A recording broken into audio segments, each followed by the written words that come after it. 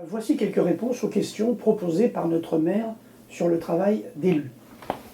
Alors, je m'appelle Jean-Pierre Girard, je suis conseiller municipal de Villiers-Sougré depuis 2020. Alors, comme tous les conseillers municipaux, j'ai un travail, on dirait, généraliste, naturellement, mais j'ai la responsabilité également particulière de la communication sur Panneau Pocket, que vous devez certainement connaître, avec ces alertes ou ces informations générales. Je travaille également, bien sûr, avec l'équipe municipale et notamment avec Catherine Ballet sur le Plume Tambour, journal que vous connaissez certainement très bien. Et j'ai eu également à suivre l'installation de la fibre optique sur le territoire. Alors, pourquoi me suis-je engagé dans l'équipe municipale ? D'abord, mon épouse a été première adjointe dans l'équipe précédente, celle d'Yves Le Chevalier. Ensuite, parce que ma carrière professionnelle est une carrière axée service public. Et enfin, parce que mon ami Yves Loire, qui est responsable du service technique, m'a finalement convaincu. Alors, sans regret, parce que l'aventure est quand même très enrichissante, il faut le dire, et on a vécu de beaux projets. En ce qui concerne la motivation quotidienne, elle vient du fait justement d'avoir l'impression de servir une communauté dans un monde, somme toute, relativement individualiste. Et tous les commentaires positifs des habitants, il faut le dire, font énormément de bien. À la question « Êtes-vous fier de votre village ?» dont Busseau est partie intégrante, oui, j'en suis plutôt fier, car tous ceux qui sont venus à notre domicile nous ont dit très clairement qu'on avait la chance, une grande chance d'habiter ici. Et évidemment, les qualités environnementales et de voirie du village n'y sont pas pour rien. Ma vision de la commune, à terme, est plutôt optimiste, dans le sens où, malgré des ressources peu importantes, il faut bien le dire, et la suppression de la taxe d'habitation n'y est pas pour rien, la commune a pu évoluer petit à petit. C'est dû en grande partie aux qualités des maires successifs en quête de la moindre subvention.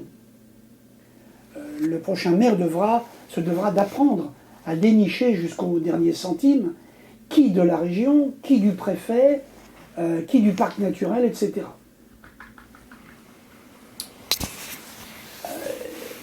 Ce futur maire, avec son équipe, devra continuer, au-delà, je dirais, des vicissitudes matérielles, le travail généraliste poursuivi par Alain Champion, Brigitte de l'Aérodrin, Yves Le Chevalier et bien sûr, aujourd'hui, Thierry Masson. Un travail qui a permis de conserver au village son charme et partant son attrait. Ça, c'est sur un horizon de 6 à 8 ans. Au-delà, c'est difficile de se prononcer, de se projeter. Nos gouvernements successifs, ce ne sont pas trop des hommes de terrain, j'ai cru comprendre, de rural de surcroît.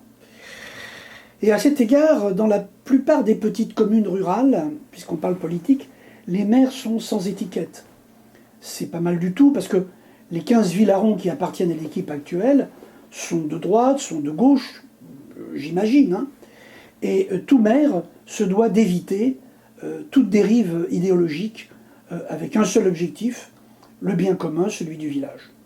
Et ça a été le cas, il faut le dire, ces années à Villiers-Sougré, et c'est très important pour le futur maire. Je terminerai par quelques idées personnelles, en vrac. D'abord la santé. Il faut absolument faire du lobbying permanent sur le sujet. D'ailleurs, le maire a favorisé la présence d'un médecin et d'une cabine de télémédecine, pour l'instant en attente. Ensuite, la sécurité, où il faudra sans doute à un moment donné penser à installer des caméras. Les malfrats, on le sait, ont tendance à aller plutôt dans les villages qui ne sont pas équipés.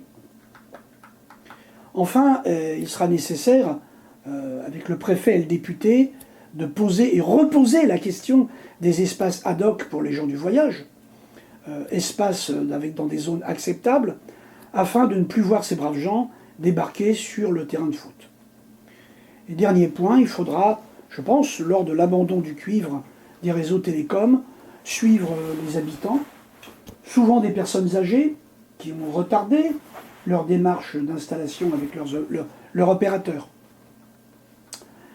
La note très positive, c'est donc que la prochaine équipe pourra bénéficier d'une situation saine, une bonne gestion budgétaire, un environnement et une voirie aussi bons que nos moyens le permettent, une ambiance plutôt conviviale. Il suffit de regarder la fréquentation des lieux de vie, hein. Les Trois Tilleuls, Salles-Garban, église, activités avec le PNR, activités d'association, sans oublier évidemment l'action des bénévoles. En comparaison des communes de la région, on est pas mal quand même.